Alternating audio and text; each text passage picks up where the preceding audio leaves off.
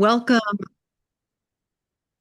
welcome everyone. Welcome and good evening, good morning, good afternoon, depending on where you are. Thank you so very much for joining us today for this very critical discussion on the status of Palestine. This event is called Is the Plan Still to Exterminate Palestine?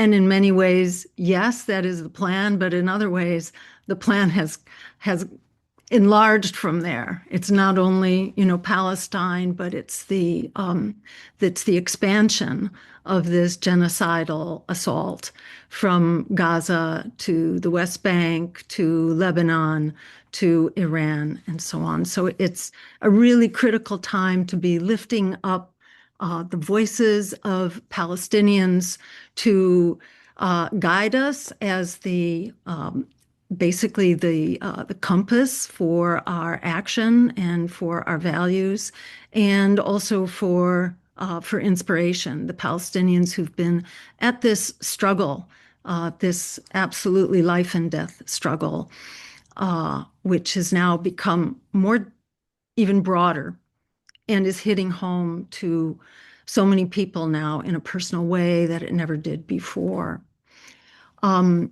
So we are in the midst of this exploding historic crisis. And I'm referring specifically, of course, to the ethnic cleansing and the genocide in Palestine, enabled by the US, by military, economic, and diplomatic support. And while people in the US and across the world have been horrified to varying degrees by these crimes, our so-called leaders have failed abysmally to take action to stop it or to hold Israel or US perpetrators accountable. So this war on Palestine has exploded now into a war for greater Israel, which is destroying countless lives, destabilizing the Middle East, and devastating the global economy, which is headed over a cliff. This war for Israel is costing us billions of dollars a day. And we're now told that we must mobilize, come up with $400 billion to pay for this continuing war if our leaders get their way, and that we must increase the military budget up to $1.5 trillion for the coming year, and to pay for that with cuts in healthcare and other essential services that are already in desperately short supply. Meanwhile, costs of gasoline are skyrocketing up 30% in just the past month, and food costs won't be far behind, especially when the fertilizer scarcity kicks in from the closure of the Strait of Hormuz. The bottom line, though, for tonight is that opposition to this war for greater Israel is growing fast, and the blank check for Israel is running out. So it's a really important time to seize the moment and to push for concrete policies that end military and economic support for a genocidal apartheid state of Israel, and for policies that compel compliance with the International Court of Justice rulings that end occupation, apartheid, and genocide, and ensure the right of return and reparations. The main idea for tonight, again, is to hear from and learn from Palestinian voices about what's going on in Palestine. What is your experience now on the ground? How are the changing power dynamics in the Middle East changing your experience? Are they felt at all? Or is it the same wall of unremitting violence and oppression that it's always been? I imagine that's kind of the state of affairs now. As this quagmire grows, the more important Palestinian resistance becomes as the moral compass charting our course, and as the inspiration with which we must all resist. And it's producing, this war for greater Israel is producing so much blowback against Israel right now as the costs skyrocket and the economy goes over the cliff, that perhaps, ironically, there is an opportunity here, because the fight to end the war for greater Israel is inseparable from the fight to end Israeli genocide on Palestine. So there are so many ways that we can all push the envelope here, and this is a time to do it. And we're really interested to hear from our amazing speakers tonight. And we have two speakers who will be the bulk of our program on the panel, and then several illustrious commentators who will also have a few minutes to comment briefly. We will be taking questions and comments once we've gotten through our panelists and commentators. So please use the Q&A function and enter your comments. We'll try to be collecting them as we proceed through the evening. So with that, I'm going to introduce our first speaker, who's actually on the West Bank right now, where I believe it's around 3 or 3:30 in the morning. Just another sign of the incredible dedication and unstoppable commitment of Palestinians who are struggling for justice. Our first speaker is Eid Hathaleen, there in the West Bank. He is a human rights defender and an artist from the village of al-Khair. And please correct me if I'm butchering any of these names here as we go along. Apologies. Eid fights against the Israeli occupation of the West Bank, and he documents human rights violations, including the illegal settlements, the house demolitions, and settler violence. He received international recognition as an activist and a sculptor, documenting demolitions and recreating the instruments of destruction from the debris left behind. Eid has devoted his life to exposing the cultural erasure of Palestinian existence. Take it away, Eid. We really appreciate so much your struggle and your being with us here tonight. Thank you so much. Thank you, dear Jill. Thank you for all the panelists and the people in this event. Good evening, good morning. It's all work. And thank you very much for letting me be in this webinar and saying something about what's happening in the occupied territories. And I mean, nowadays, nobody accountable about what happened in the occupied territories because of the war shadow, which now just closing everything from being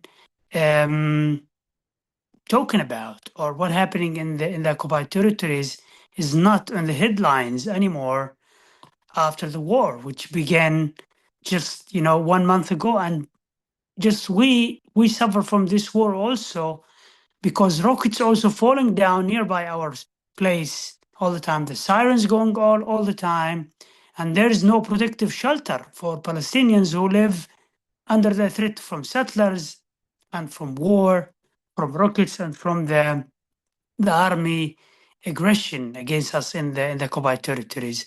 My village, al-Khair, is an example of hundreds of Palestinian, communities and cities and towns and small communities who suffered from the occupation long time ago.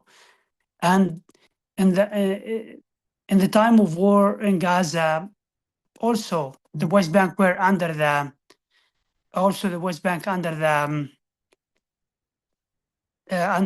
threat all the time by settlers and the army, and land confiscation, home demolition, and settler violence, which not increase, it's just bloated up in the last 2 years. Even before the war in Gaza, after the war in Gaza, the settlers increased their own war in the West Bank against the Palestinians who living in their land, and they're trying to steadfast in their land. But settlers keep the fight day and night to expel and transfer Palestinians from their land. When we're talking about the war, we're saying that the international community now is busy completely with the war. And then nobody put attention. It's what happening in the West Bank and in the occupied territories. I'm telling you, since last month, 8 Palestinians killed by settler bullets in the West Bank. Nobody accountable about that. Nobody investigated that. Israeli authority not investigated that. They never open investigations. They saw these people killing Palestinians in the daylight by their own weapons, and they just let them go away freely, and they go to their homes like nothing happened. This is only by sutter bullets. We're not counting how much the army killing Palestinians in the last few months. Even in the time of war with Iran, the army killed a lot of Palestinians in the West Bank. I'm not counting what happened in Gaza. Now, let's let's just talk about the period of war with Iran until now. A lot of Palestinians killed by the IDF, by the settlers. Almost 35 Palestinians, I'm not sure from the number, killed by the army and settlers' bullets in the West Bank since the war and the period of war until now. This is how the casualty in the lives. But what about the property which burned by settlers? We counted and we registered, we just witnessed all the Palestinian activists and the Israeli activists and the international activists who serve with us here in the occupied territories. We counted every day settlers attacks everywhere in the West Bank, communities all over the West Bank, from the north to the south. A lot of homes were burned, a lot of animals were stolen, a lot of animals were killed. The settlers, they do wave of attacks.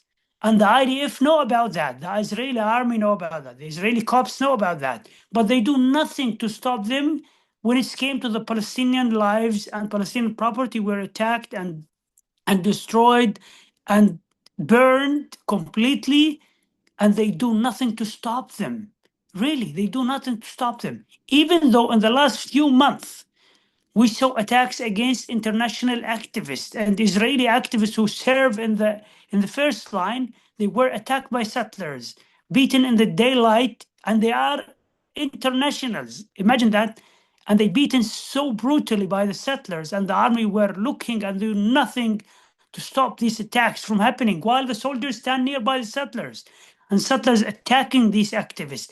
I'm not talking about Palestinian. I'm talking about Jewish American activists who were beaten in the occupied territories by settlers while the IDF soldiers witnessing that, doing nothing to stop them from doing this. And these attacks were very severe injuries for these activists. My friends, I know them. They were injured and they hospitalized in the hospital while they have a very severe wounds in their heads and bodies. And the IDF do nothing to stop them.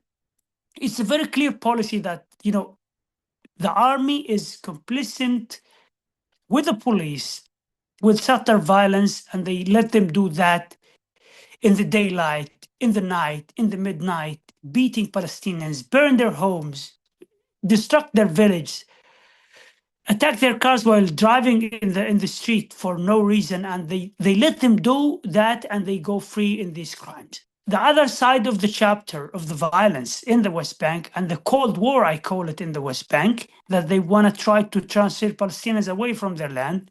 It's the home demolition which Israeli governments for decades using this policy of home demolition against Palestinian societies who live in their land. Not because of purpose, these people not planning their homes, people trying to planning their village, and they approve a lot of master plans to the Israeli courts, but the Israeli system refused it and rejected all the time.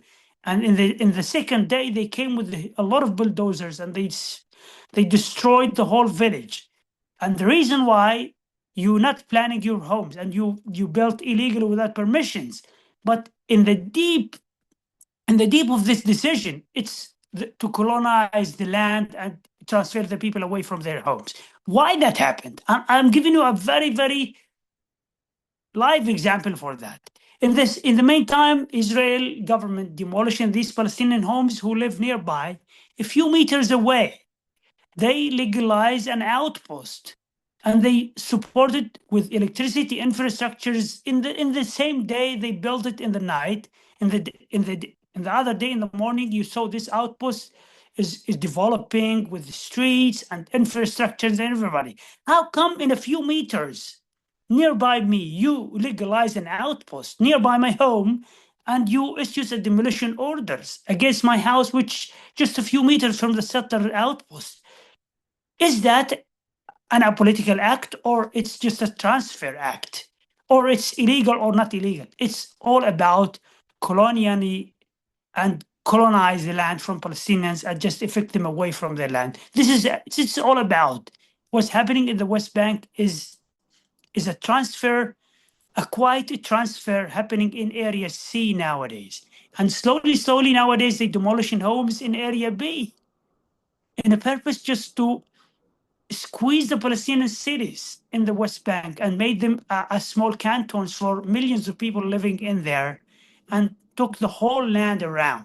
All of these policies happened by Israeli governments for long years. But in the last few years, with the war shading the area of the Middle East, a lot of work happened without accountability by the international community. All the governments, all the US administrations, all these decades, they never put a serious pressure on the Israeli governments to stop settler violence or settlements expansion or land confiscations or arresting Palestinians for no reasons. And if they were attacked, nobody just put their complaint in a serious position in front of the judge, on the front of the court, because they are Palestinians. And Palestinians all the time live under the military law. In the main few meters square, settlers live in the Israeli civil law. Is that an apartheid or not an apartheid?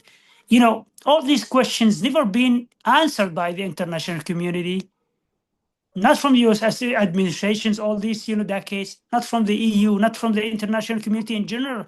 Even the Security Council never, they always issues a lot of, resolutions, but it's never issues on the ground.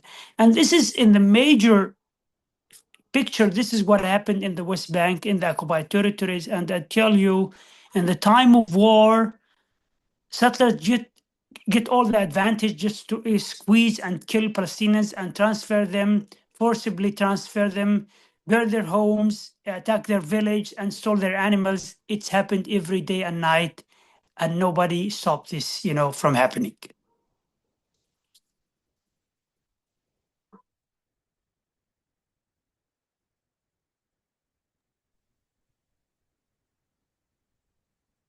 Thank you so very much, Eid.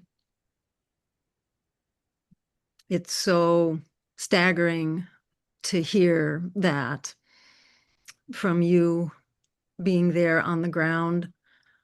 Even for those of us who follow this on a daily basis, the latest atrocity of these pogroms that are being carried out on the West Bank now, it's just so utterly horrifying. And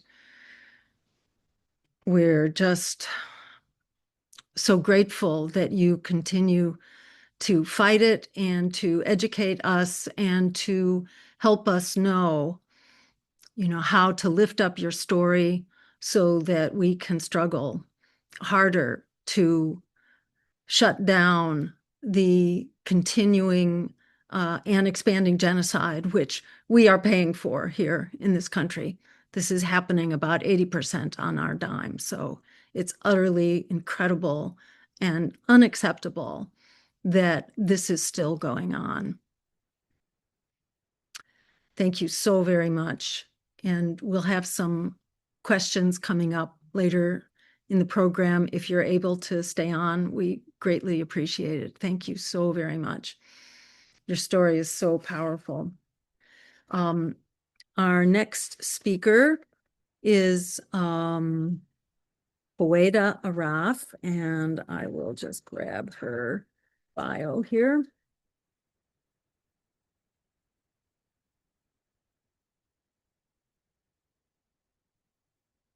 Great. So thank you so much, Huwaida, for all that you've been doing and for all that you have to share with us tonight. Huwaida is a Palestinian-American organizer with the organizer with one of the flotillas. She is a civil and human rights attorney and activist in Detroit. And maybe, Huwaida, you can fill us in because I know you were active at the start of one of the flotillas, but you may be active, for all I know, in all of the flotillas. And there are many of them. And it's a very important way for us to keep the heat on and for us to support the resistance. Over the past 2 decades, Huwaida has been involved in a number of legal, political, and grassroots initiatives for Palestinian rights. In 2001, she co-founded the International Solidarity Movement, which is a really incredible and important movement to help bring solidarity and hopefully greater security. But as Eid was pointing out, even having observers who are not Palestinian, who are, from outside, is no longer sufficient to hold back the utter violence and brutality of both the IDF and the settlers now. But still, the international solidarity movement remains an extremely important movement for documenting and shining daylight on the atrocities that are being committed. Huwaida is the former co-chair of the National Lawyers Guild Palestine Subcommittee. She's a member of the Freedom Flotilla Coalition Steering Committee, and she continues to organize flotillas to break the siege of Gaza. She led the Handala flotilla boat carrying baby formula and teddy bears for the children of Gaza that was attacked by Israeli forces in July of 2025. So thank you so very much, Huwaida, for being with us tonight and sharing your latest thoughts and perspectives. Take it away. Thank you. Thank you, Jill, and thank you so much, Eid, for grounding us in the realities of al-Khair and what's happening throughout the occupied West Bank. al-Khair and Masafir Yatta that Eid was talking about, places that, like so many Palestinian communities, are not just under threat, but they are under constant and deliberate pressure to disappear. And this is not an exception or a breakdown in policy. It is the policy. And so the question that we're here to confront, the title of this webinar, is the plan still to exterminate Palestine?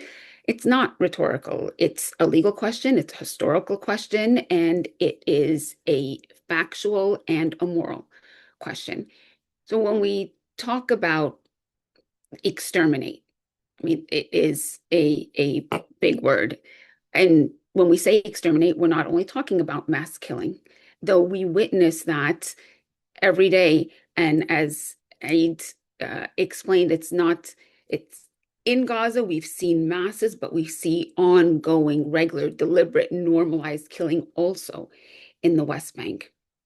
So when we talk about exterminate and look at the law, we can look at the Genocide Convention, right? The Genocide Convention defines genocide as certain acts committed with the intent to destroy a people in whole or in part, to destroy a national, ethnical, racial, or religious group as such. And those acts, killing members of a group, causing serious bodily or mental harm, deliberate infliction of conditions of life calculated to bring about the physical destruction of the group, preventing births, and forcible transfer of children. These are the acts that are specifically delineated in the Genocide Convention. But besides the legal definition, there is a broader reality that extermination, genocide, that does not have to be a one event in time. It doesn't have to include mass murder of people. It can be slow, it can be bureaucratic, and it can be fragmented across geography and time. And it can look like the exact things that not only we've been seeing in Gaza, but things that we've been seeing also in the West Bank for decades, like the home demolitions, the ethnic cleansing, certainly siege and starvation, controlling people's access to their lands and therefore their livelihoods, their erasure in Jerusalem specifically, which is the heart of Palestine, some of the bureaucratic things that we don't look at, for example, stripping people of their residency rights in Jerusalem. So suddenly someone who was born and raised and lived their whole life in Jerusalem doesn't have a right to live in Jerusalem anymore, and they are completely where they go. Palestinians are stateless. Since 1967, at least, and I think this is actually underdocumented, at least 15,000 Palestinians have been stripped of their residency right, so the right to live in the place where they are born. The massive home demolitions, or actually having Israeli police come into a Palestinian home in Jerusalem, kick the family out so that a Jewish Israeli family can move in. And I've seen it with my own eyes, where you have people and multi-generations of a family living in a tent across from their home, where now a settler family is living. And that is a reality, and that has been happening. That's before October 2023, and that's ongoing. You have exile that is enforced through the denial of millions of Palestinians the right to return. And you have mechanisms of social destruction, like destroying the fabric of Palestinian life. And one of those that has been explicitly grotesque and heightened in the last few years is the sexual abuse and torture that has been utilized by not only Israeli military and Israeli police and the wardens in the prisons, but also by Israeli settlers. Some of you may have seen a horrific attack by settlers just a week or two ago, where settlers attacked a community, as they regularly do, but also a man took him and sexually abused him in front of his family. And I won't go through some of the things that they did, but this is done to strip people of their dignity, of their identity, to destabilize family and community structures, and that erodes at a people's ability to continue. These mechanisms of social destruction, they erode the fabric of a society, undermining its ability to endure, to resist, and to reproduce itself. In the prisons, sexual abuse and torture has been rampant for years, but it has been escalated. And we hear from released prisoners, or I call them hostages, because there are at least right now 10,000 Palestinians that are deemed prisoners. But people have to understand that many of them, thousands at a time, I'm not sure of the exact number, I should have looked it up, but are held without charge. They've never had a trial. They don't even know the charges against them. And they're held in what is called administrative detention, but this can be renewed for every 6 months. It's renewed, and people spend years of their life abused and tortured and kept in prison and never even charged with anything. And those that are charged and convicted, they're charged and convicted in a military court system, not like we know, for example, our military has a military, the court system. No, it's one that is administered by the military occupation forces. And so it functions at a different standard and a different level. It's a completely different system than what Israeli civilians or internationals, for example, are entitled to.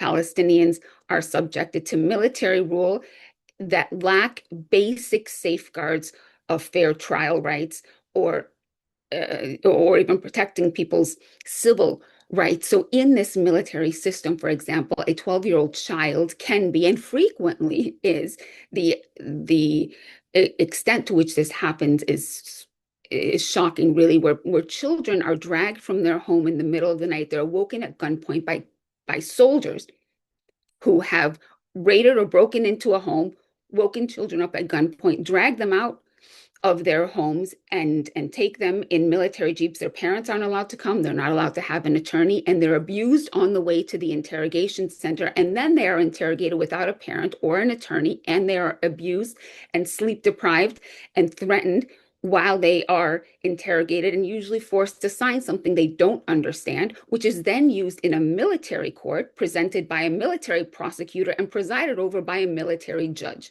So you have the evidence, the witnesses, the prosecutor, and the judge all belonging to the same system.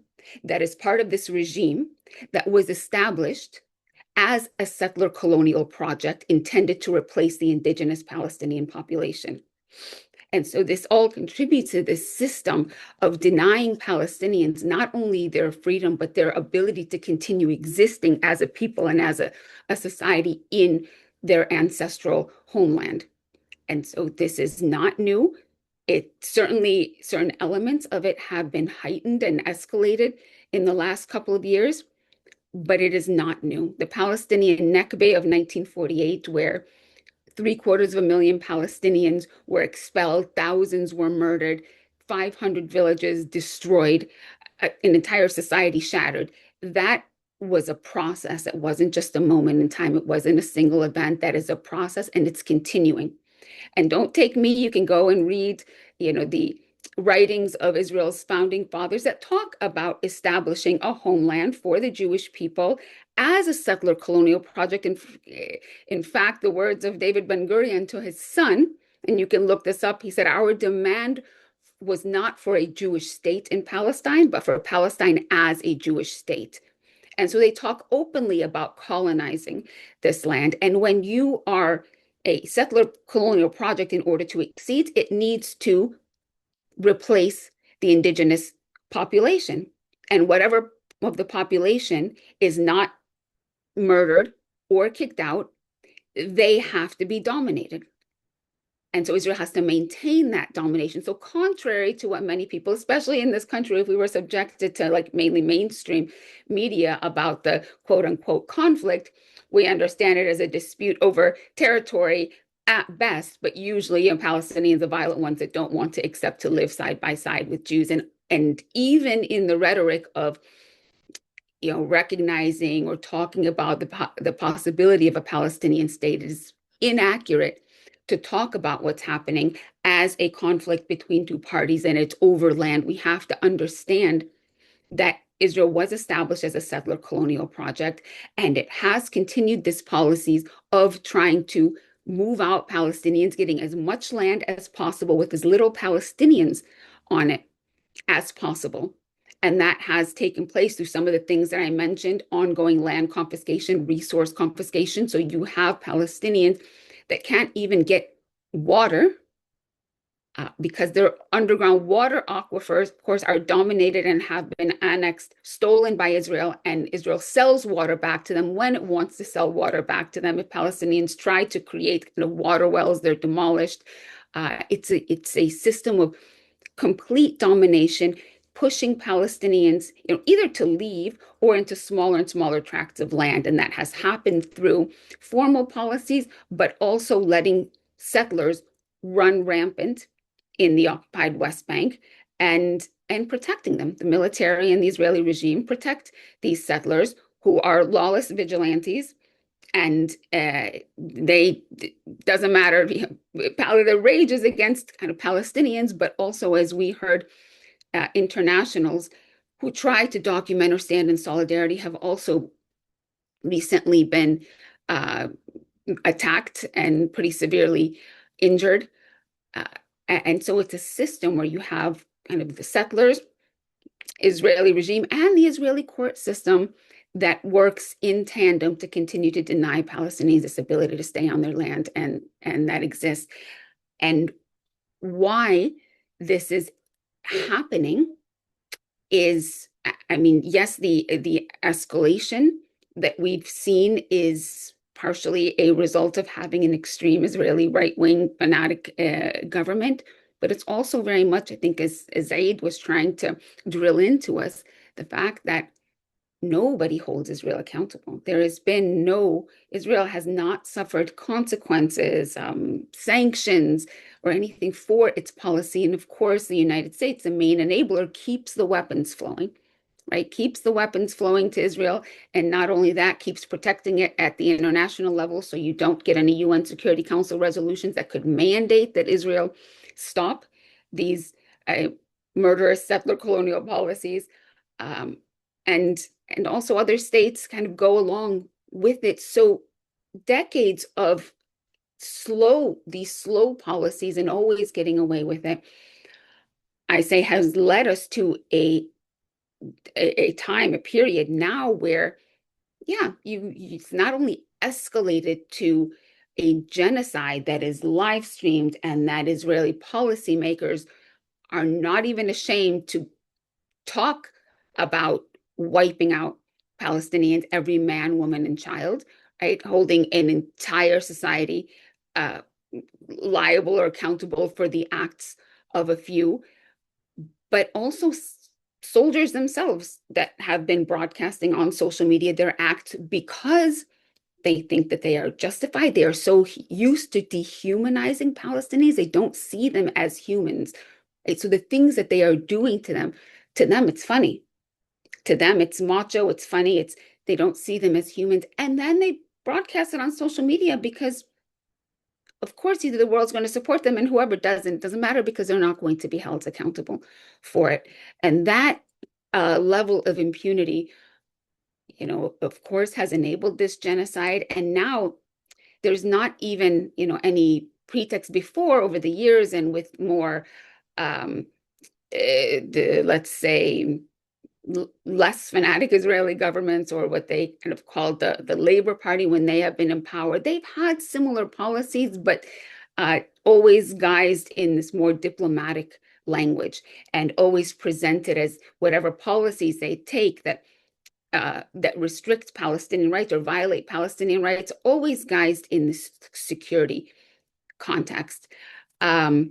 Even that has all been stripped. Of course, they still try to paint Palestinians as always the terrorists, but now, just a few days ago, we saw them pass a law in Israel, a law specifically that is for the murder, the execution of only Palestinian hostages, right? So you have a law that says only Palestinian hostages are subject to execution, right? And we have to remember these Palestinian hostages or prisoners don't go through the same legal system. They go through a legal system with much less protections. So that a system that has a 99%, over 99% conviction rate, right? That system that has an over 99% conviction rate because of the factors that I laid out now can also move to execute Palestinians who are found guilty of what Israel deems to be the killing of an Israeli in what Israel calls a terrorist act. And Israel considers all Palestinians terrorists, right?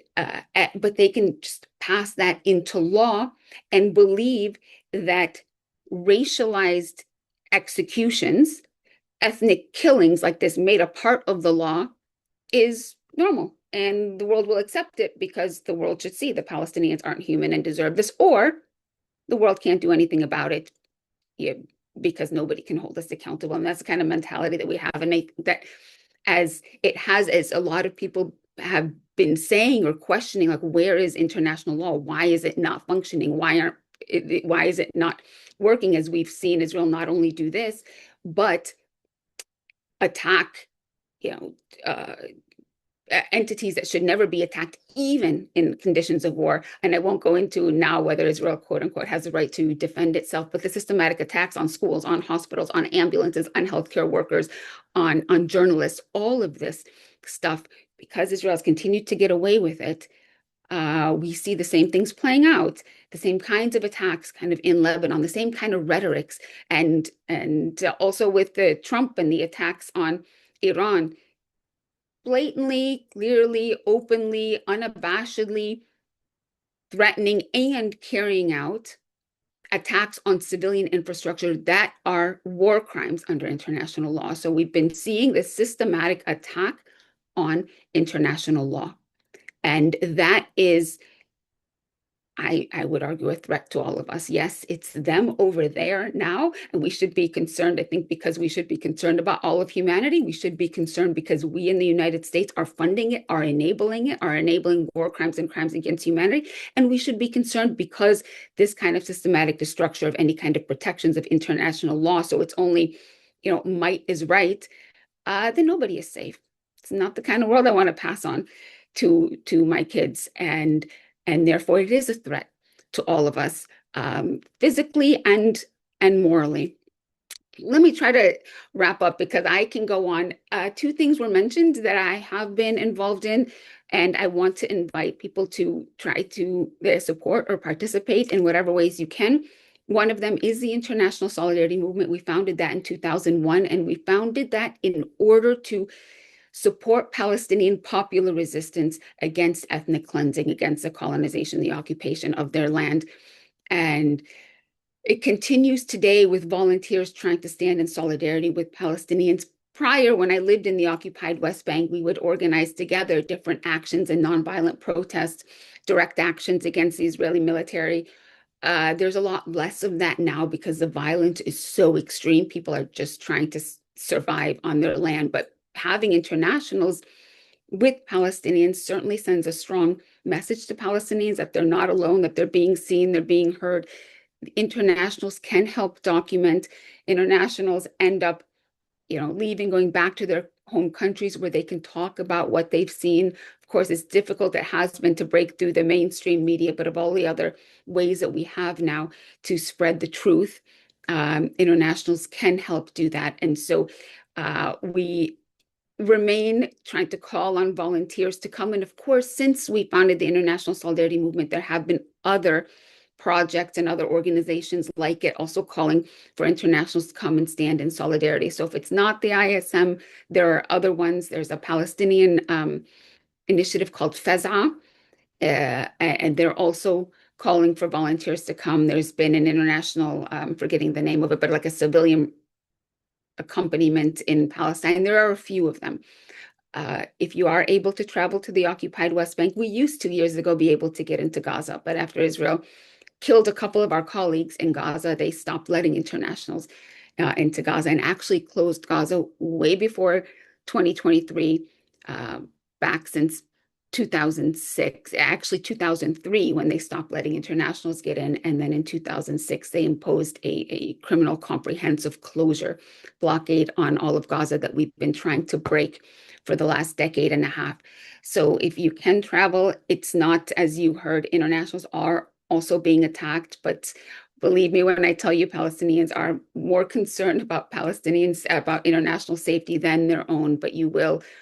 So you will be guided by people who live it, who know as much as possible and can try as much as possible to keep each other safe. It is an experience that will never leave you, to witness with your own eyes just how such a cruel, evil system can exist in the 21st century, contrasted with the people who have been so vilified over the decades, and we've grown up to, believe that these are the terrorists, being so welcoming and humble and inviting and kind in a way that I don't even understand, even being Palestinian, like how someone who has never seen that from the international community, from states, from international law, their whole lives just living under a system intended to get rid of them, yet still insist on life and welcome anyone who's coming, not as an occupier, but as an equal, as a friend, as a brother, as a sister. So do that. If you're not for activism, but you still want to see with your own eyes what's happening, there are also great programs, one that I've been affiliated with called Eyewitness Palestine, and they do formal delegations, usually about 10-day delegations, where it's less about, activism and living with Palestinians in their communities, but about learning what's happening and visiting different places. And I just last month got back from a delegation, which was, as much as I know, still shattering. And lastly, the flotilla. The flotillas, we started trying to break the naval blockade on Gaza with boats back in 2008. We started with 2 small boats and not really thinking we're going to get into Gaza, but we wanted to challenge, like, this blockade is illegal. Why are our governments accepting it? And if we think about today, the system that they want us to accept, Israel's on trial for genocide. Every major human rights organization has said Israel is committing genocide in Gaza. And yet all of our states continue to allow Israel to decide if any aid is getting to the people that they are actively exterminating. What kind of global system is that? How is that okay anywhere? It's not. But back in also 2008, we wanted to say, this is illegal. Our governments can't accept this. Our governments need to break it. But if our governments are going to be impotent or complicit, then we, civil society, are going to act, and we are going to Gaza.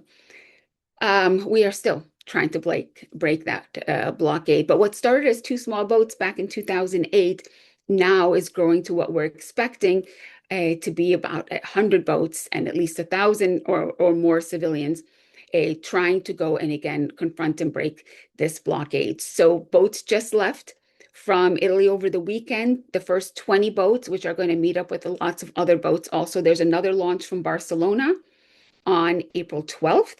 We have a few dozen boats launching from there, and then there'll be other ports along the way to pick up some more boats and really try to mobilize civil society. And yes, this is confronting the blockade on Gaza, but it's so much more than that. It is about trying to incite or trigger this global uprising against what Gaza and Palestine have come to represent in terms of impunity and violence, aggression, imperialism, colonialism. We have to have a more forceful, vocal, active, enraged global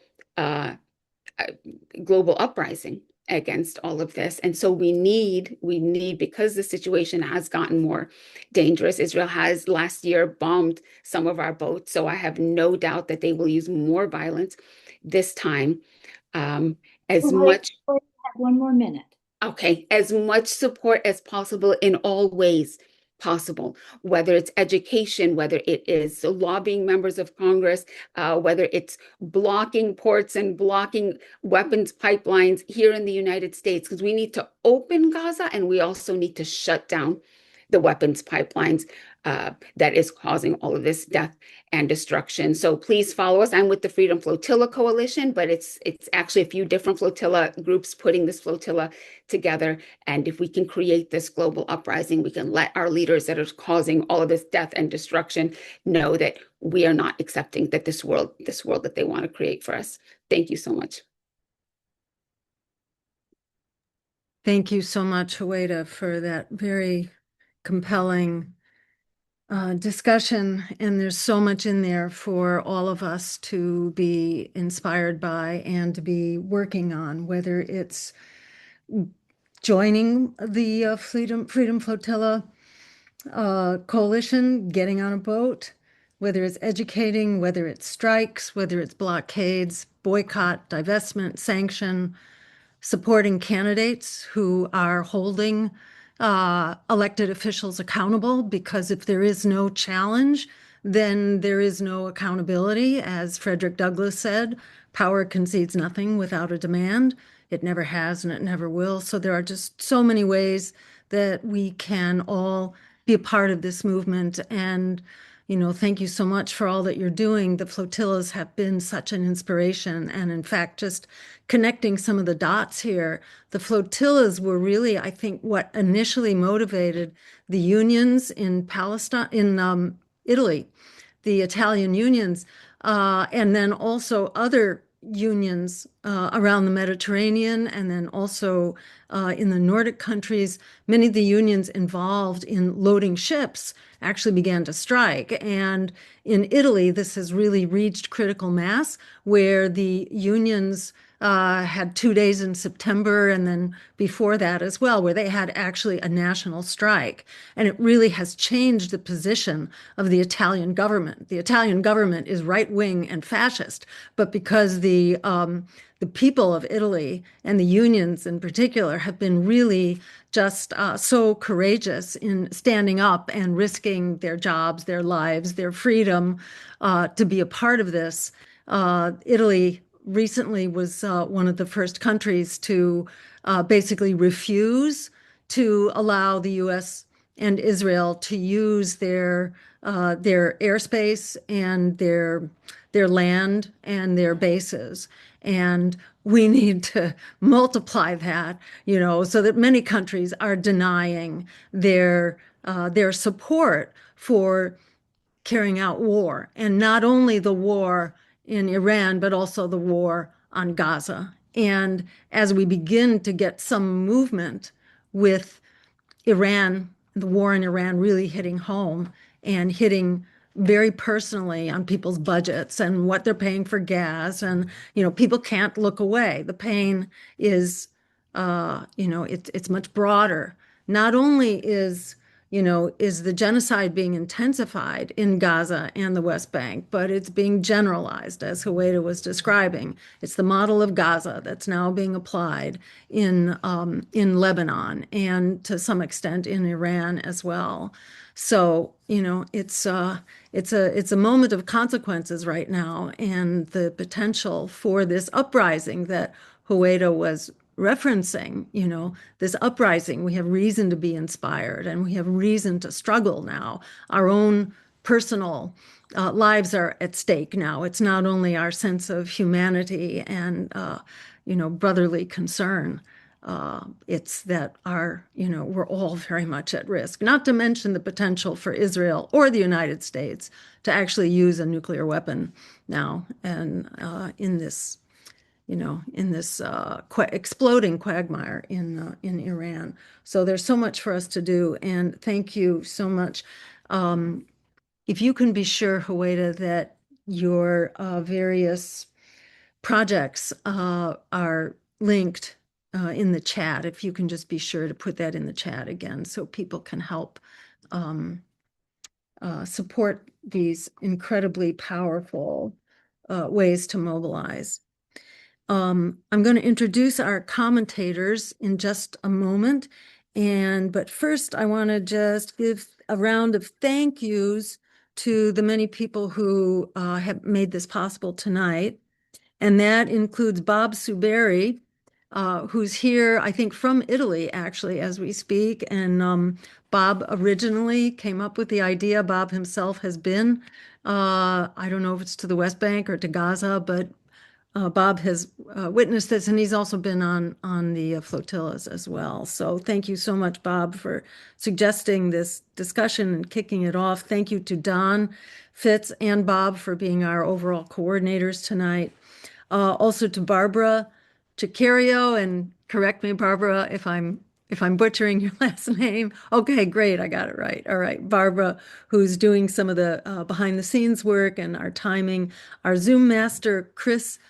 Chris, thank you for being our kind of technician tonight, and the assistant Zoom master, Matthew Hutchinson. Thank you, Matthew.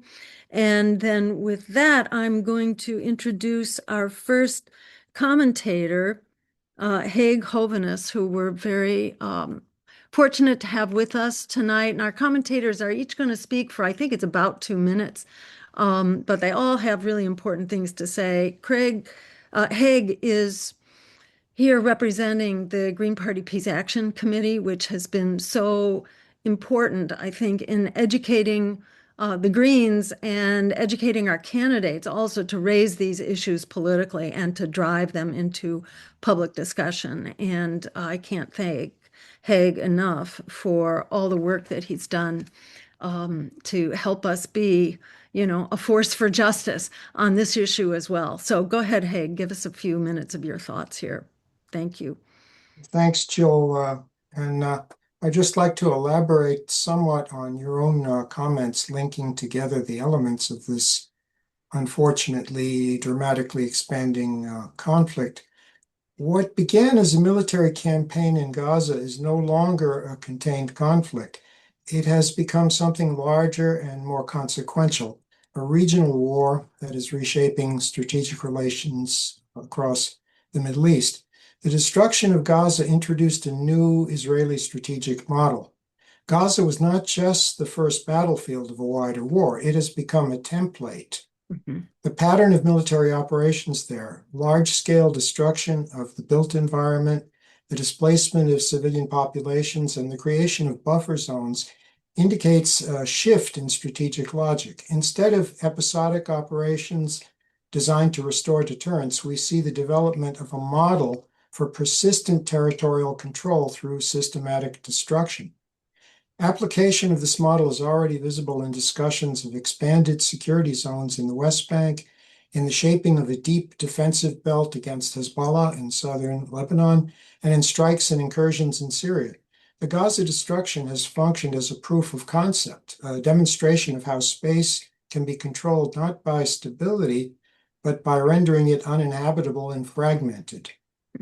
The brutal genocidal nature of the Gaza strategy has enraged Israel's regional adversaries. It is now fighting on multiple fronts against Hamas in Gaza, against Hezbollah in Lebanon, against government forces in Syria, and now allied with the US against Iran. Iran and Ansarallah in Yemen have opened a maritime front, targeting shipping lanes and introducing major global economic consequences into what is now a regional war. The first consequence is growing damage to the strategic position of the United States. The United States has been drawn into multiple layers of this conflict, defending Israel against missile attack, destroying Iranian military facilities, supporting Israeli operations, and responding to attacks on its own forces. The US is now threatening Iran with widespread Gaza-style destruction.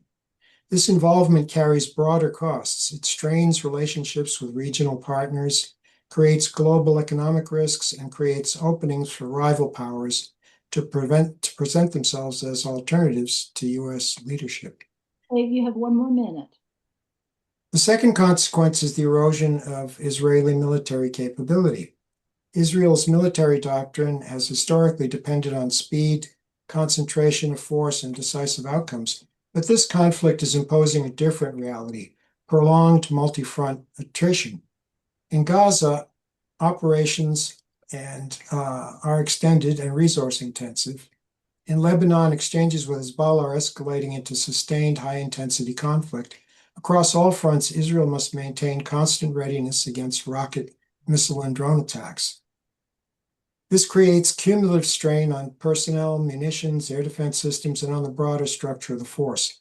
All this in addition to the reputational damage resulting from systematic destruction in so-called security zones. In effect, the strategy creates new commitments and problems faster than it resolves threats. It's at this point where US strategic position is degrading and Israeli military capacity is under strain that the escalation logic of the system becomes most dangerous. And this takes the form of a nuclear escalation danger. Israel is well known to have a substantial nuclear arsenal, and if it determines that it has no alternative and considers itself in risk of complete destruction as a state, it may well gamble on the use of those weapons. And that would create a global crisis of unprecedented scale and of unpredictable catastrophic consequences. So I think it's important to view this, as Jill has said, as an exploding crisis grounded in the terrible precedent of unrestrained violence in Gaza. Thank you. Thank you, Haig. Thank you so much, Haig. Really important thoughts there. Appreciate it. And I look forward to GPAC's hosting a webinar so we can explore some of these policy themes as well. It'll be our next one. That's great. Do you have a date? In about 6 weeks, roughly. Okay. I think we need to move it up, but we can talk about that offline. But, you know, I mean, these are really urgent situations. And as both Eid and Huwaida said, the fact that this genocide has been carried out, you know, that murders continue to be committed by settlers, by the IDF, and there is no accountability. No one is charged. No one is brought to trial. Our leaders continue to support this with billions upon billions of dollars. It's just outrageous. So this has led to this exploding crisis, which is now on the verge of a potential nuclear crisis. And as much as it's easy to see Israel using a nuclear weapon, and they were going to, I think it was in 1973, that Golda Meir was going to use a nuclear weapon, and it was only because of pressure from, at that time, both Russia and the United States that Israel was talked out of using a nuclear weapon. So it's not hard at all to see that happening, not only on the part of Israel, but also on the part of Donald Trump, who could easily just do that because he can. So, it's really important for everyone, I think, to consider this our problem. This is not over there. And even the local use of nuclear weapons is not a local problem because nuclear winter goes across the globe and it doesn't take very many nukes. Israel itself has enough nukes to throw us into nuclear winter, which means billions of people starve. So we all need to consider this crisis very personally.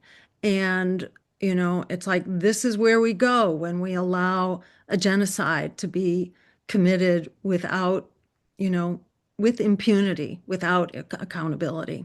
So, it's really important for us to seize the moment here and really double down to stop the genocide in Gaza, the West Bank, and its expansion. Okay, let's see. I want to turn now to Rasha Abu Salem.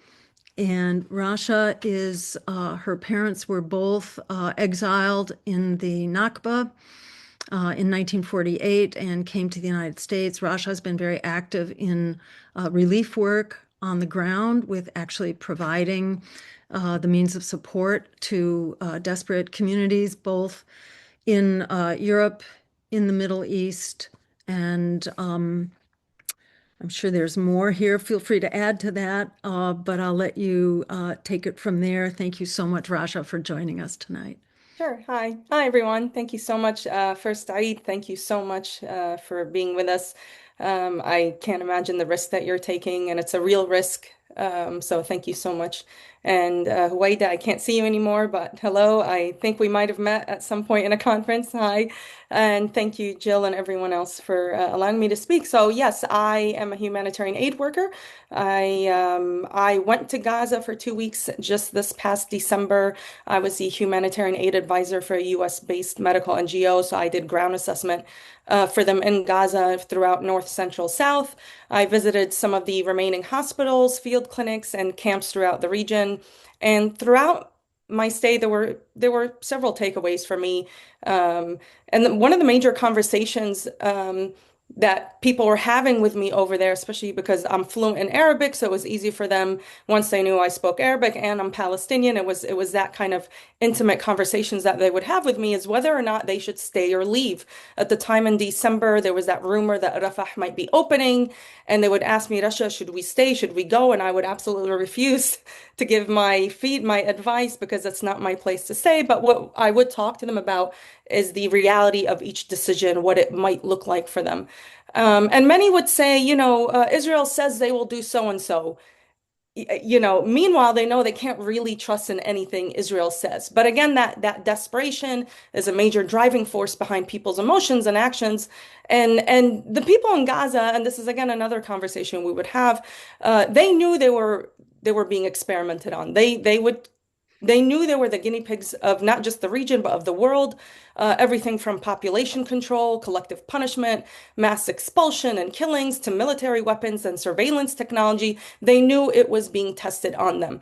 So the many people I've spoken with throughout Gaza and the West Bank, I've done work in the West Bank as well, and the many different places I've traveled to. I've been to over 50 refugee camps throughout the world.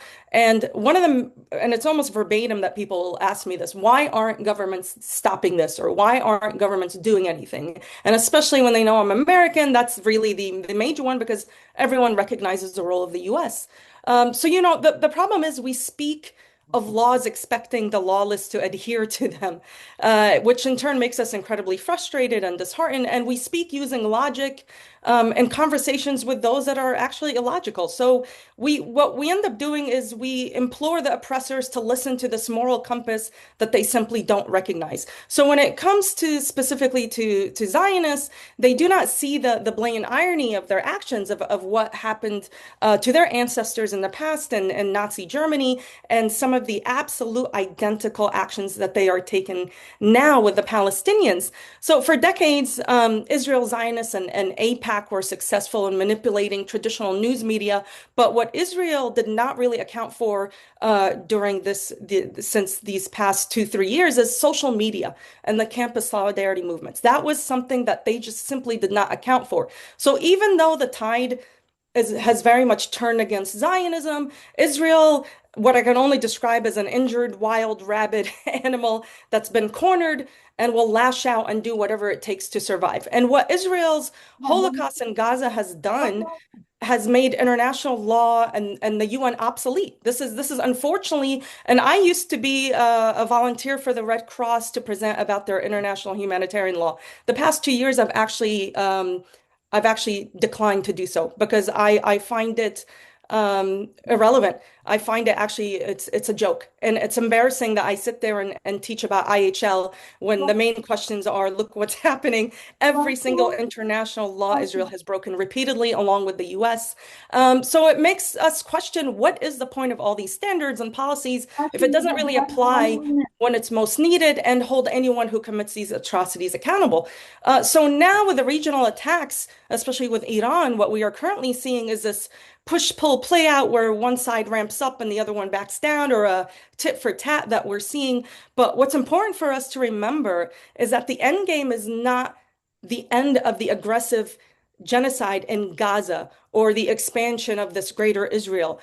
And I want to end with this. One of the most impactful things I heard, that I kept hearing from people in Gaza over and over and over, they're like, Russia, it was my first time in Gaza. Israel has declined me many times to go in before to do my aid work, but I was allowed to go in December.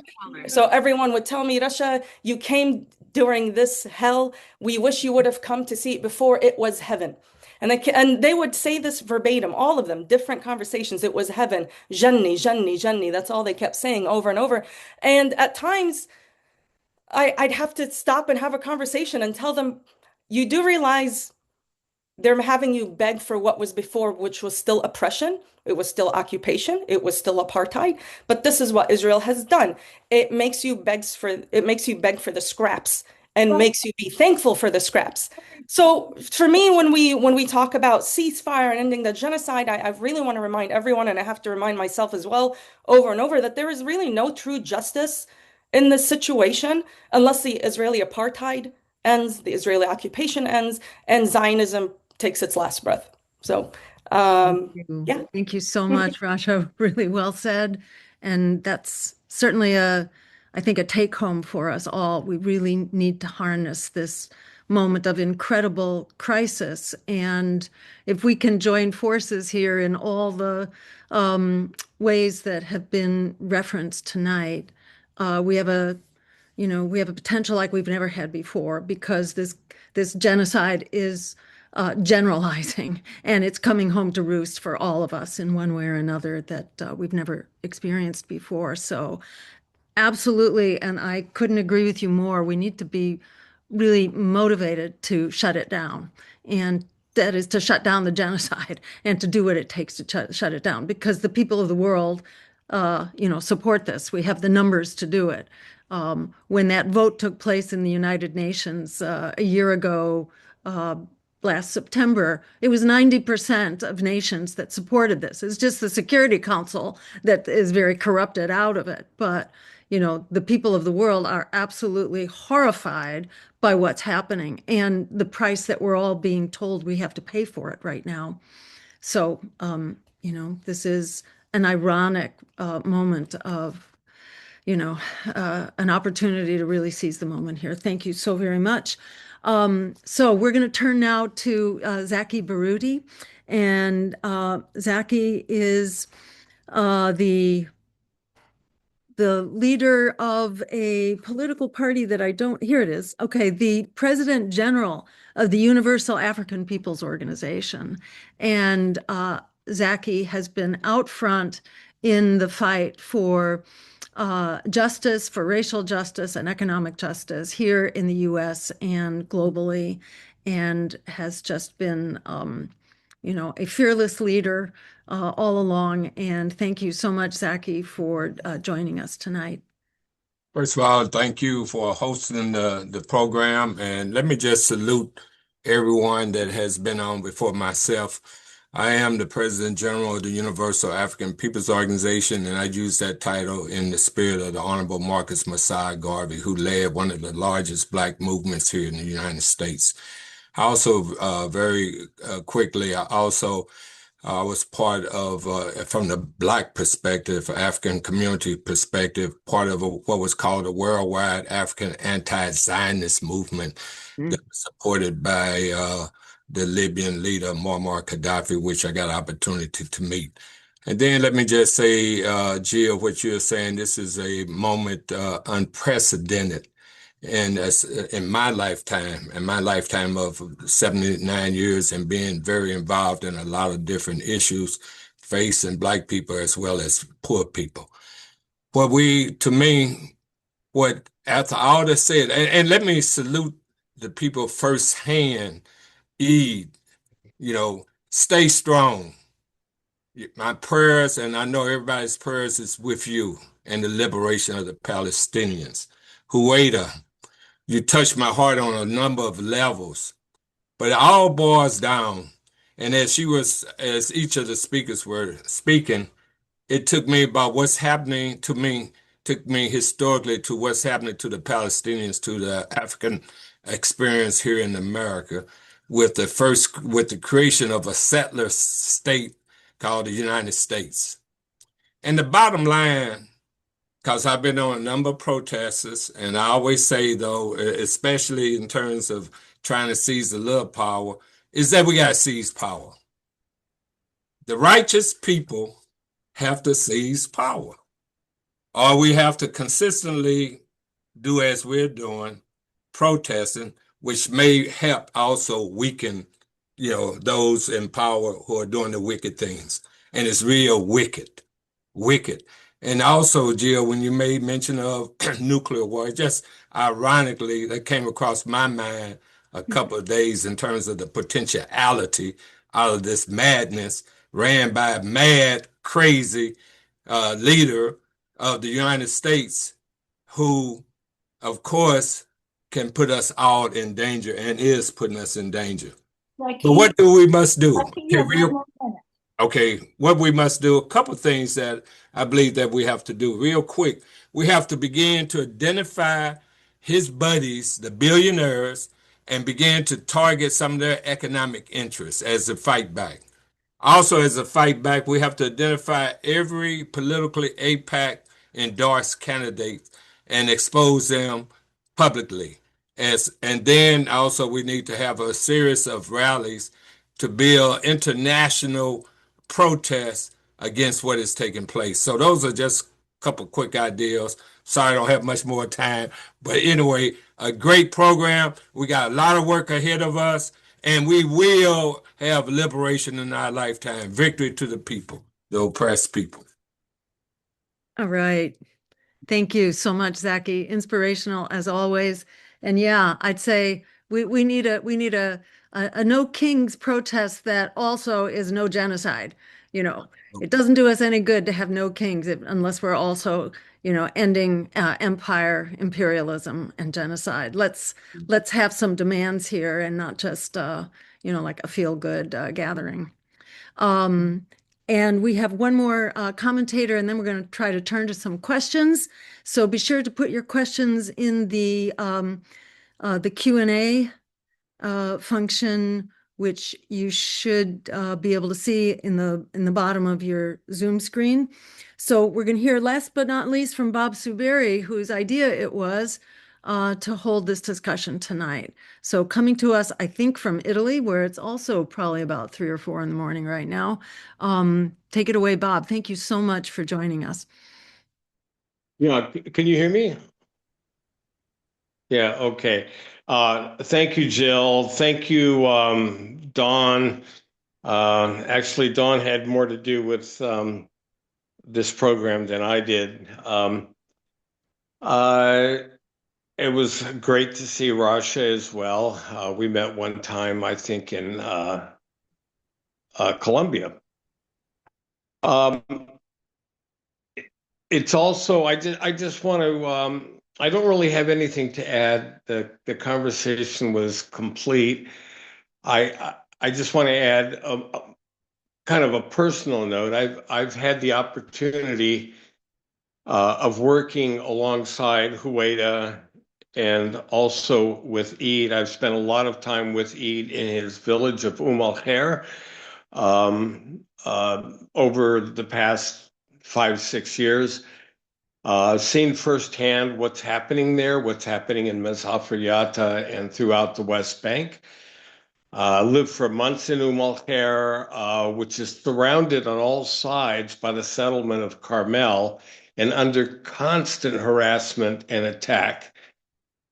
And Huwaida, it's great to see you. We were on board the Freedom Flotilla boat Hondola last summer, during which time, I got a chance to get to know her a bit. Impressive. She never slept. She never slept on the boat. When she wasn't lifting our spirits, interviewing someone or being interviewed, she was in the galley washing dishes. I don't know where she gets her energy. I just want to say resistance against the occupation is a daunting task, and it has lots of moving parts. There's lots of things one can do. There are a lot of areas that need our voice and our presence. I also want to mention. One more minute, Bob. Okay. I also want to mention the Center for Jewish Nonviolence. Somebody mentioned it in the chat. Organization that also, does protective presence in the West Bank for, months at a time. But these two people, Eid and Huwaida, in my view, they represent the ultimate in passion, courage, commitment, tenacity, thoughtfulness, and optimism. In spite of the things they're dealing with, Eid firsthand on the ground, and Huwaida in her projects and the many things that she's involved with. But it's really been the greatest honor of my life to know them and to share in their struggle. And if I had a question, it's this: what is the source of your strength?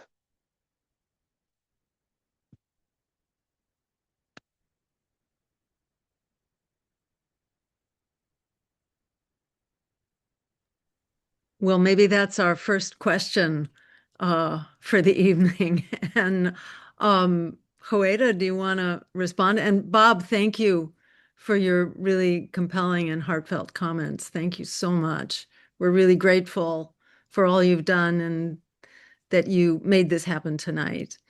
And I think your question, to Huwaida, what's the source of your strength? And, you could add to that, what's the source of your optimism? Kind of what keeps you going here? This is a question I hear a lot of people asking each other these days. So please share. Yeah, first of all, thank you. And I want to thank Bob for those very kind comments, but he is exaggerating a little bit about my energy. He was the one always working. So I'm very honored to have had the opportunity. I mean, it wasn't an easy journey, but certainly Bob's presence and his spirit and his just grind, made it easier. So, it is a very difficult question. And a lot of times I feel like I don't know if I can keep going. Things are so horrible. But then I just think, like, what What is the alternative? There is no alternative. You know, when I was thinking about before the last vote, I went on it was called The Conscience after I was on a boat with Bob. There was we sent another boat later called The Conscience, and it was going to be during my daughter's birthday. She was turning 11 and she was hysterical. She that I wasn't going to be here for her birthday, and she said, you know, she's going to lock herself in her room, and if I don't come back, you know, if I get killed, she's never ever going to forgive me. And I was like, how do I what do I say to a 10-year-old with that? But you know, I said I truly believed, you know, I said, look, I'm going to try my best to come home. But if I don't, and I'm sorry I'm missing your birthday, but honestly, it's the best thing or the greatest gift I think I could give to you is to do whatever I can to make sure I'm passing along a better world to you. And that's just what I think about. Like, we don't have, and we just don't have any other choice. We have to keep going, right? It's either you fight or you accept the situation that you're in. And so, and in terms of, you know, how do you keep going, or source of strength, I think of course it's seeing kind of the Palestinian people. I mentioned a little bit in my initial remark, like, I really don't understand how, you know, not only people who have so little, but are facing unimaginable daily conditions still continue to exist on life, and they somehow find little joys that they are to celebrate. So they look for the joy in conditions that are beyond what any of us can imagine. And I just keep thinking, like, I am from that line of I can't disappoint. So that's kind of one of the things. And honestly, like I mentioned, some of the great people that you work with all of the time, like Bob and others, people not only who leave behind the safety and comforts of their homes to either travel to the occupied West Bank or be on a boat or whatnot, but also just knowing the daily grind of life. And yet people take time to want to learn more and do something, and that is just the responsibility, I think, of our collective humanity. So that continues to be inspirational to me in this climate that is where it's hard to find positives. Thank you so much. And I'm just putting out a quick question to Chris behind the scenes there, who's compiling the Q&A. I'm not sure where you're putting those. If you want to send them my way or just enter them in the chat, that would be great. There are all kinds of really great questions here, I have to say. I'm just scanning them. So one for starters, this is a quick one, is just how is there a way to join the flotilla from Connecticut specifically? Is it too late for this round? How do we connect with the group for current and future flotilla efforts, inshallah? Do you want to speak to that, Hueda? I was going to answer in the chat. I don't know if Eid answered his source. How does he keep going? Because I don't. It's really. Yeah, I mean, I think we could spend all night. Yeah.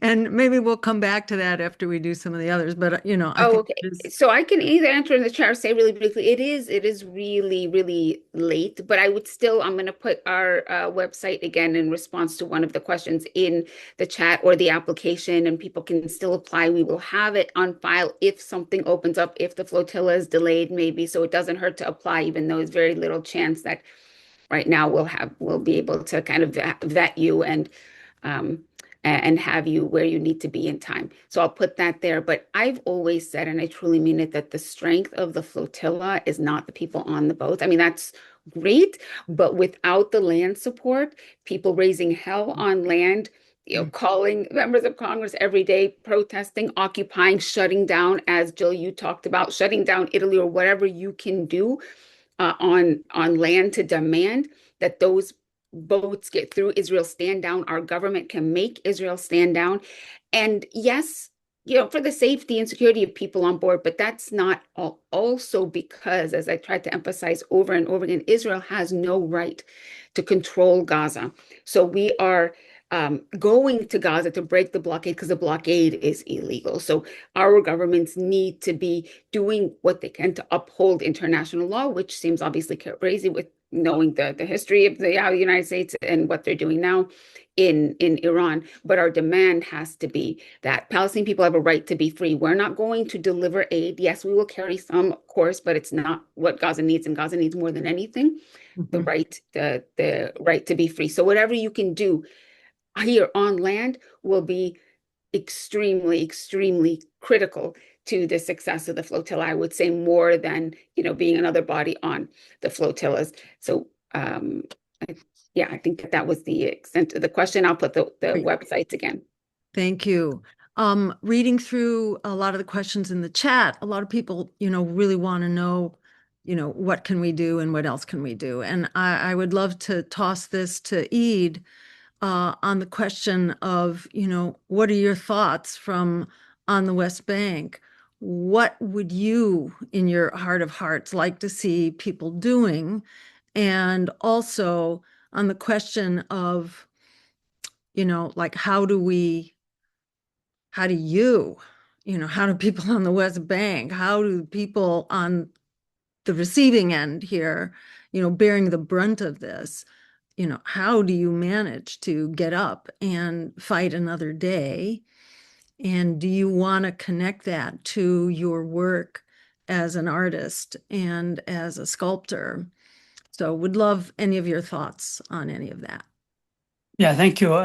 There's a lot of things that people abroad can do, and also in the country, Palestinians and Israelis and internationals, mainly now on the international side, that we need people, our friends who were here, bear witness what happened.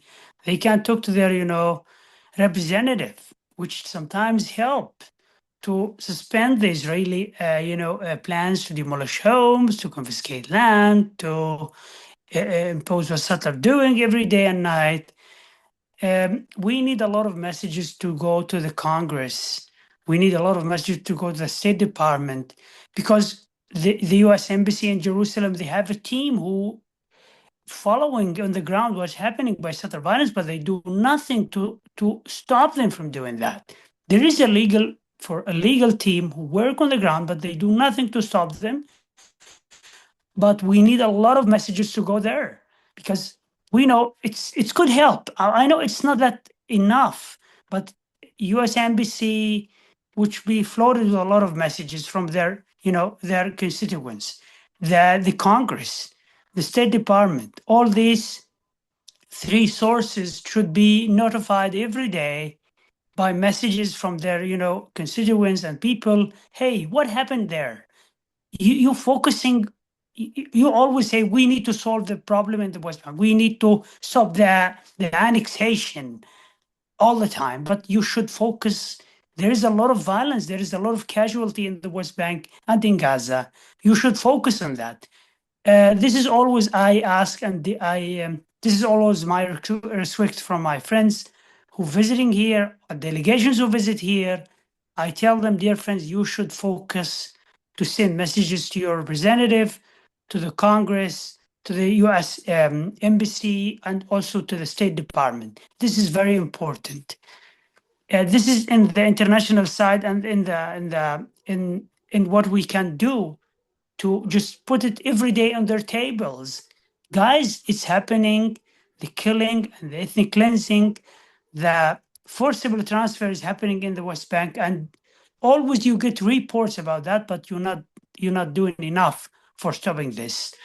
In the daily life for Palestinians, we try to steadfastness. And what's made me strengthen this, that I saw a lot of there's a lot of people care about what happened in Palestine, and this is give me the energy and the strength that I should keep in this way. I know it's not that easy for me to do this from this spot where I am, because there's a lot of threat around me by the Israelis, by a lot of settlers who live nearby me, could threat my life for doing these things, but which give me the strength that my friends care. There's a lot of free people around the world. They care about what's happening in Palestine and Israel, and we work together as a team. And this is how we expose what the occupation do here in the occupied territories. Thank you. Thank you so much. And just piggybacking on that, bringing this, this pressure and this information and educating elected officials, one of the best way to do that is by challenging them and by forcing a debate out into the public. And I want to mention two candidates in particular. Anthony Aguilar is running for Congress in North Carolina, but people who are running for office at that level can use or can benefit from support anywhere across the country. Anyone can help phone bank for them. If you're in the neighborhood, you can help door knock, and anyone can also contribute. If you are a citizen or a permanent legal resident, you can make a financial contribution, but you don't have to limit it to that. You can help, and joining phone banking and social media teams and so on are really, really important, and it generates pressure. Anthony Aguilar was the whistleblower on the Gaza Humanitarian Foundation. He was a Green Beret, Purple Heart, and just a member of the service for 25 years, of the armed forces for 25 years.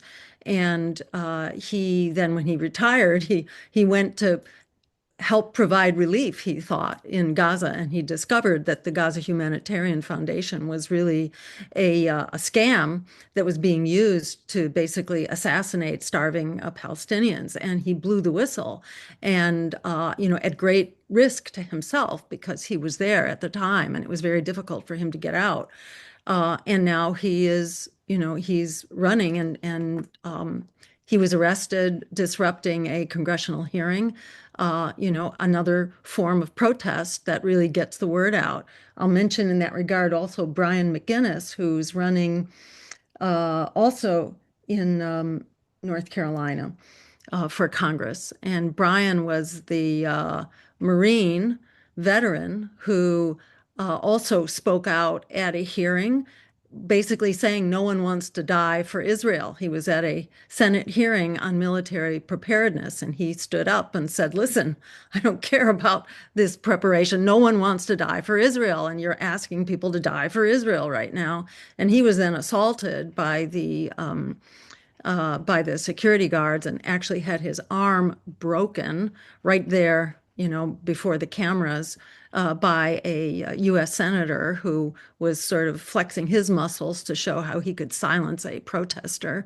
But Brian has gone on now to actually run for Congress as well. And by standing up and, demanding a response from office holders, there's no better way. And again, to quote Frederick Douglass, the famous abolitionist, power concedes nothing without a demand. It never has, and it never will. People have to be challenged, and politically is a good way to do that. I've been suggesting to a lot of people lately, don't wait, defect, leave the parties of war and Wall Street now, and demand that they earn your vote.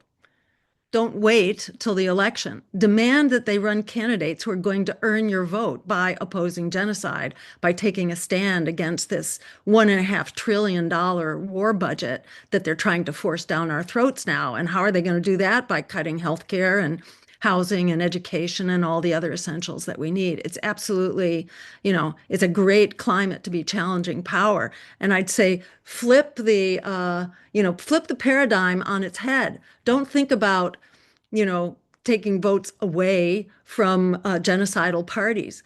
Join parties that are peace parties and demand that the mainstream parties earn your vote if they want you to vote for them. So just give that some thought while we're at it. Maybe we'll do two more questions here in light of the hour. All right, so here's a question about, does Iran's current actions, this is from Joy Helsted, do Iran's current actions help Palestine, and is it too little, too late? And let me see who would like to respond to that.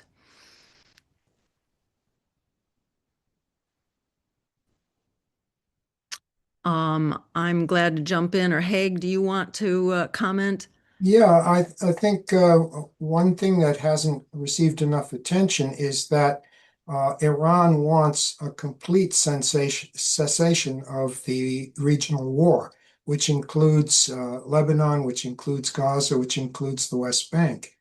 And that is a clear declaration that they're not just in this for themselves. They want see uh, um, these smoldering repressive local assaults as the key problem that's destabilizing the whole region. So if they are able to prevail in this large war now, there may be hope for curtailing Israeli incursions in these areas, and maybe some grand final peace agreement where Israel finally declares a stable border and is willing to live with its neighbors.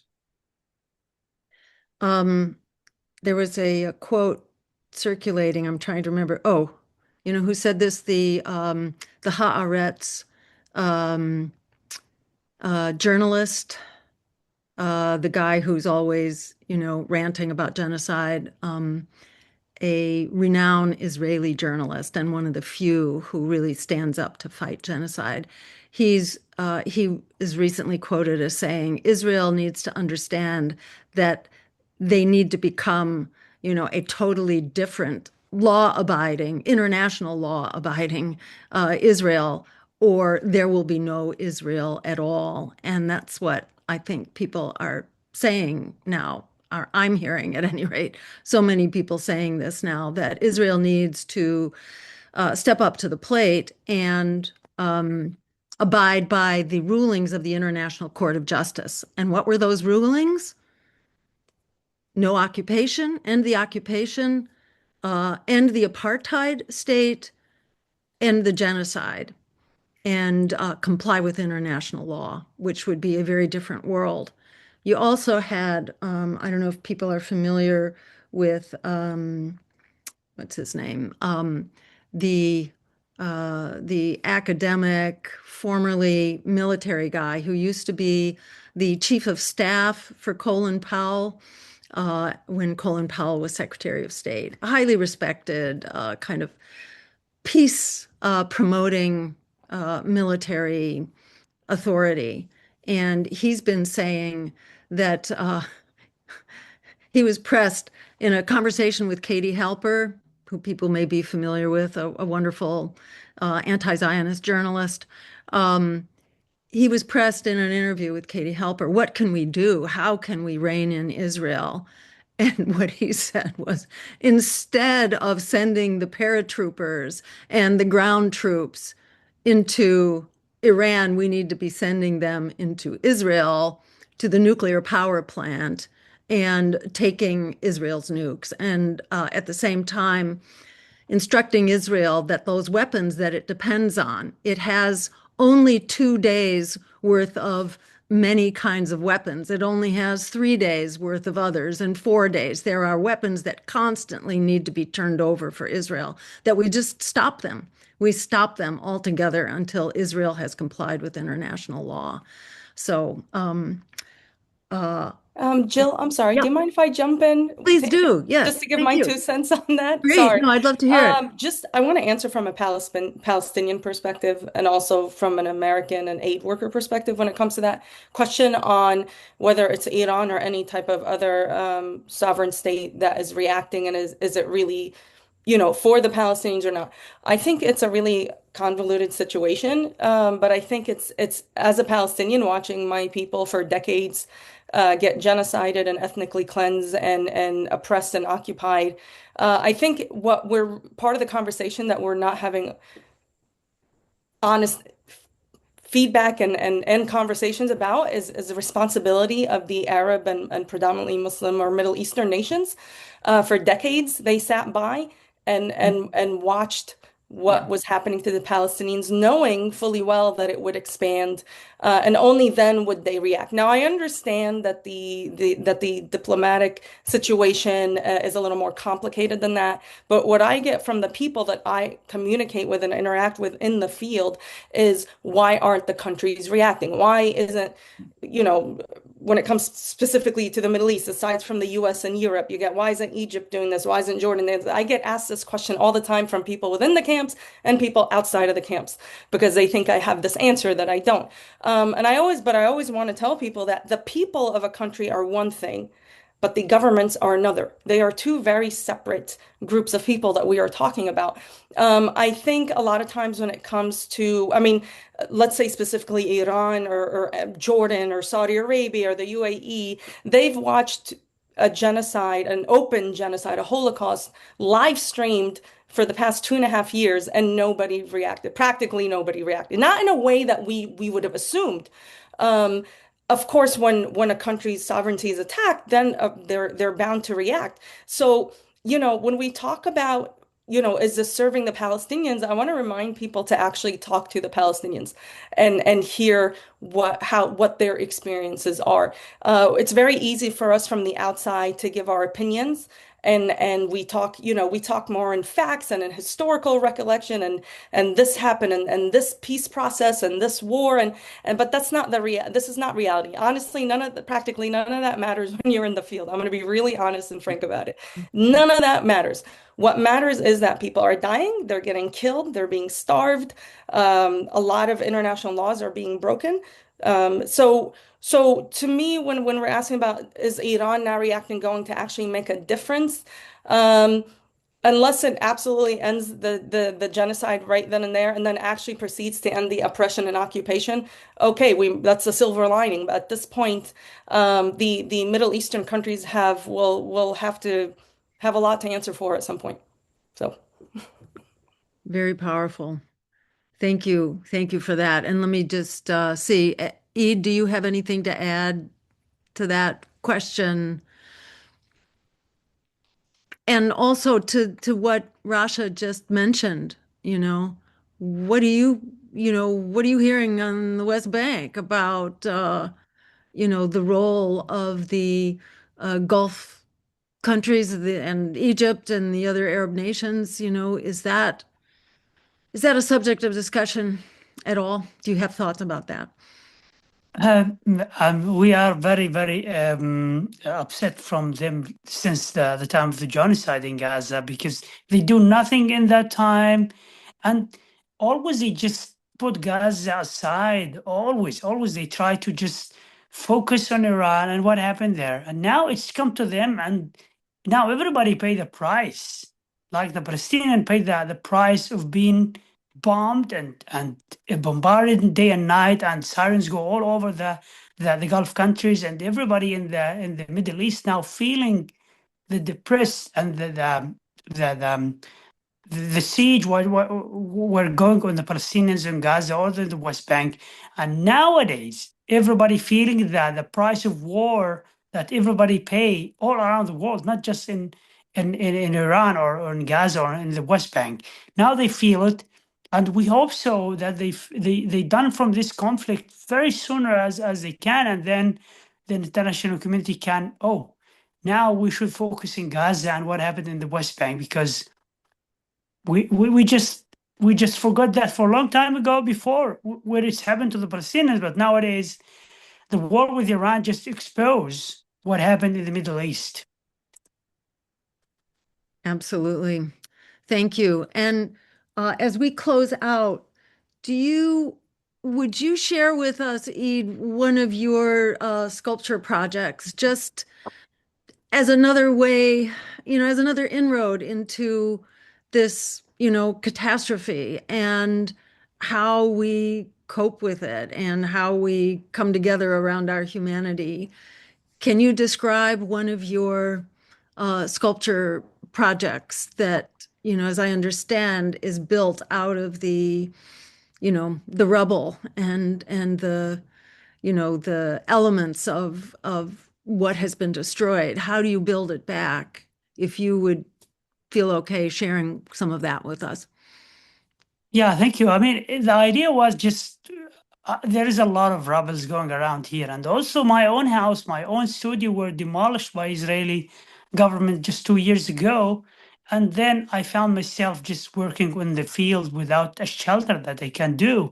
And the idea was before that, with a lot of demolition hit my village and other Palestinian societies around the area of the West Bank, and the idea from long time ago just why we not using the scrap of material, which we have a lot of it here in the West Bank, in our homes, in our village, and we built a model of bulldozer, which show the real bulldozer on the real, it's demolishing homes, but now we made it from the model, and the scrap material we use, it's from the homes were demolished by these bulldozers, by this quick equipment that the occupation used to cut olive trees, destruct the areas, the cities, the village, the homes.